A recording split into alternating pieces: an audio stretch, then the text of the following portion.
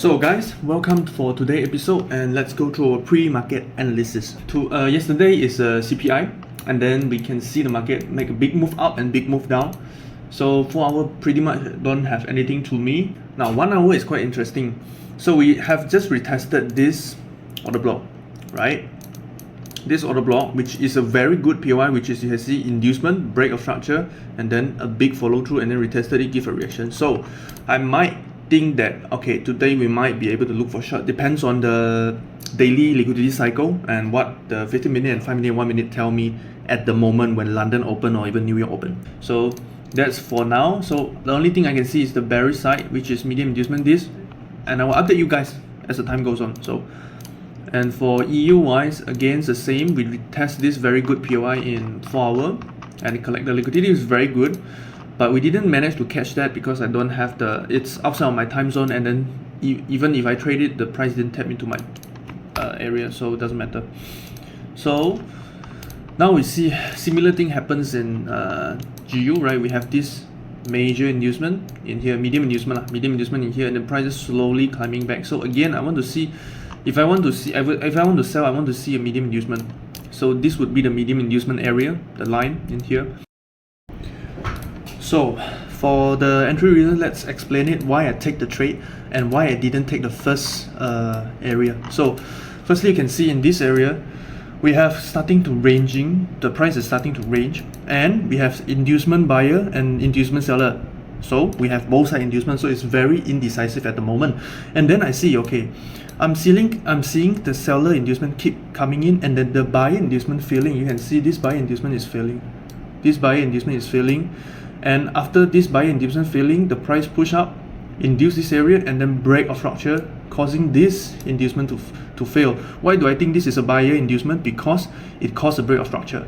It caused a break of structure. So I see, okay, this buyer inducement failed. This buyer inducement also failed. So I think thinking like, okay, seller are taking control now. And I see the market shift, I want to take the trade. I'm ready to jump in, but as you guys can see, this is another inducement area.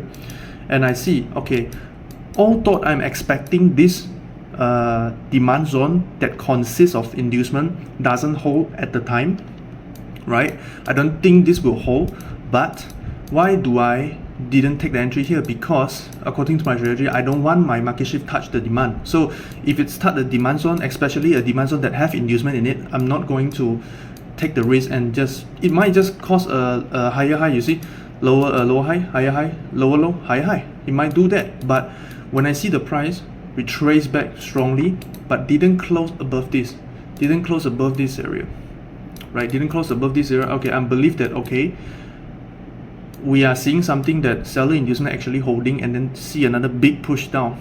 So we have a second break of structure in here, right?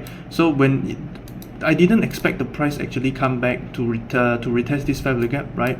So when I see something like this, I suspect it's not gonna hold. But after I see this, another break of structure, retrace back, and you can see now you have another small medium inducement in here, a very minor inducement in here, right?